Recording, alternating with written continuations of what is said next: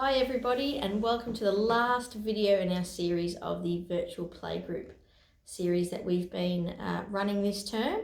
So this week is the final week, and because we have been so flat out organising the content and packs for you, this week will be just a very short clip. I'll provide the links to a couple of quick resources, but there actually won't be a pack going out this week, just as we are getting ready and ramped up to, we're preparing ourselves for our face-to-face content coming in term 3, and we'll have some bits and pieces over the holidays too.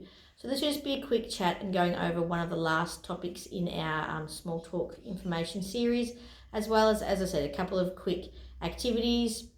I've just popped up some details here. So a lot of the activities that I know I come up with, and Sarah as well, is having a look on Pinterest. So Pinterest is great. You can either look things up in general, so it might be games for toddlers or outdoor activities for babies, or you can also, sometimes I'll just look at something and go, wow, I've got a stack of paper plates, and I'll say paper plate activities for toddlers, and they will then come up with all sorts of ideas. It takes a bit of time to filter through, but if you've got a bit of quiet time, in the evenings, or you want to get organised a couple of days in advance, can be fun to have a look through and have a look at all those activity ideas. And then Messy Little Monsters and Fun with Mama are just a couple of websites that I actually used this week for our activities.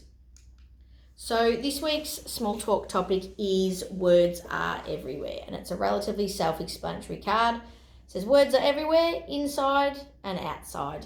And the flip side of the card, as you can see, has a few examples of words being everywhere. So stop signs and other signs are, letters and words that the children will become familiar with, to the point where they will know that red sign means stop before they can actually read or go on those later stages as they get older. Magazines as well. So again, anytime that you're doing reading doesn't just have to be books. It can be catalogues, toy catalogues, any kind of catalogues that the children are interested in, supermarket ones, magazines, newspapers, if you've got anyone in the family that still reads newspapers, comics, anything. It doesn't need to be mainly word-based to be considered something worth reading. Another one down the bottom there is the mid-season sale. So again, when you're out and about in the supermarket and the shopping centres, you'll see signs around. These are things that the children will see and absorb words without even sort of realising. And then the bottom one is the post box there. So that A has words on it, and B also enables us to send and receive letters that also include words. So I think the main point in terms of this is just keeping in mind that words and letters and all the things that children use to sort of build up their knowledge base before they go on to formal learning and schooling about reading, it's in our everyday environment. So another few examples that I thought of around the home is, and I'm not going to point real well, things like your cereal boxes or any sort of boxes. So packaging at home. Again, the children will know that there's Cocoa Pops in that box before they can read the letters or sound the words out. So it's getting used to recognising the letters as symbols, recognising the same sort of patterns, and they get to know them. Your shopping list is another fantastic one, and that's something that while you're out doing the grocery shopping, if you've got a list, have a chat with them. Not sure about recommending them to hold the shopping list, because you might end up with a bit of a struggle and it getting all torn up, but even write out 2 lists, a list for them to hold and a list for you, and talk about it as you're going around. Okay, we've got the bread and the milk, what's next on the list? Oh, I can see next we need to get chicken. Let's go and get some chicken. That's down beside the beef or whatever it is. So again, just that conversational discussion and building on what you're doing and what comes next, that helps them understand and learn more words. The more words you use with them, the more chance they'll have of learning them for themselves. Down the bottom here as well, so I had the supermarket, so going around the supermarket using your shopping list, but lists in general are awesome. And then at your playground as well. So while you are at the playground, describing the names of the different things. Would you like to go on to the swing, or should we go on to the seesaw? The one that goes up and down? Well, look, there's a fantastic little climbing gym here. What colour are the slides on that? Oh, wow. And then you could, have a discussion about your colours, your shapes, or wow, is the slide smooth or is it bumpy? What about, you know, what you land into, and having those conversations, you know, whether it's you one-on-one with a child or even in a group. Sometimes if you've got older children as well, they love to sort of take on that teaching role and chat to your little ones in the same sort of way. Okay, so a couple of basic activities, again keeping in mind them being simple home ideas and good ones for your bubs. So this one is literally peeling tape. So find a surface. If you've got lino, you know, on the floor, that's great. If you've got a coffee table down nice and low where bubs can reach, also good. Put it in their high chair. If they've got a high chair with a tray, another fantastic one.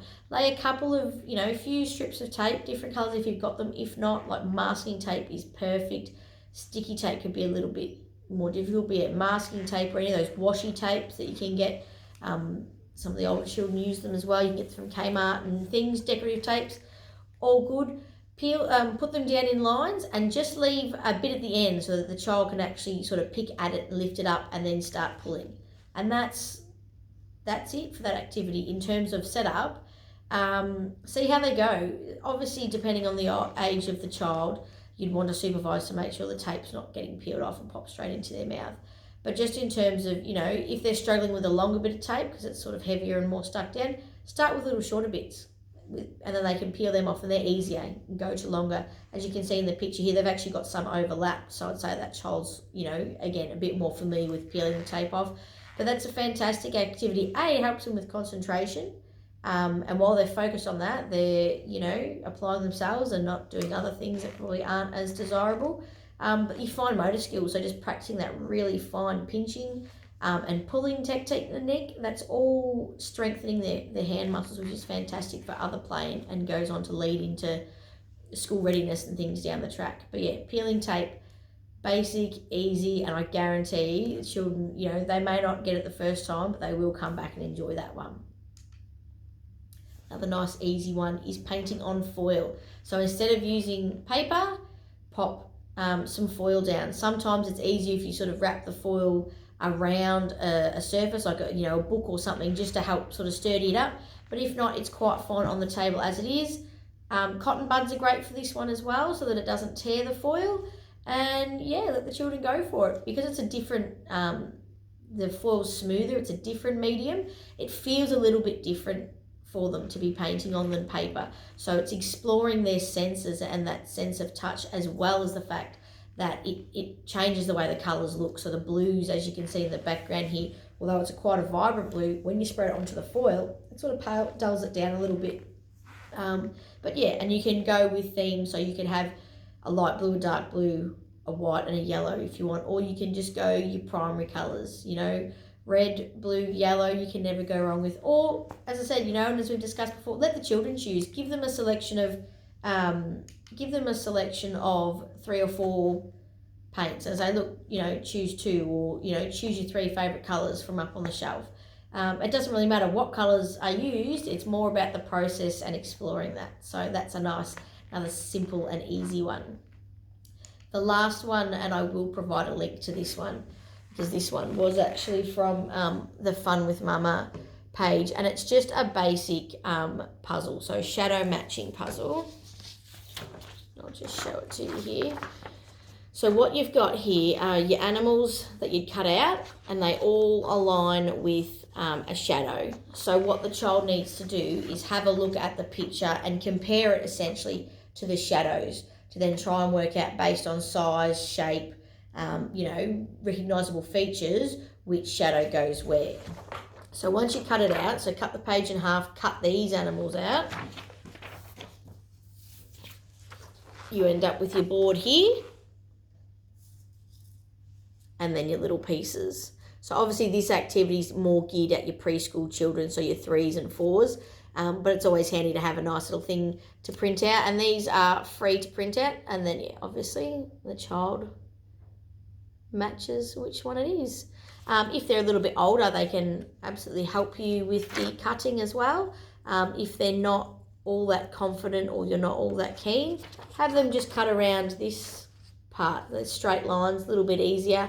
So again, you know, change it up as based on your child's sort of needs. Your child may not be able to cut, or isn't ready to do that cutting yet, and that's okay. But if they are, get them involved, even if it is just cutting around the little edges and you do the more tricky stuff. Some of these do have some interesting little shapes, but they're absolutely gorgeous. And again, you can then start talking about what other animals do we know in the ocean, or talking about the names and the colours. They're all different things that you can extend on top of the fact that it's a matching puzzle. So but yeah, so they're my 3 quick activities that I'll share with you this week. I didn't want to keep you all too long, and I know that we've had a massive term together. So, but yeah, I'll pop the links up to them on the Facebook page. So if you want to print out this activity, you can, or there's also links to the other 2 if you wanted to read up more about it.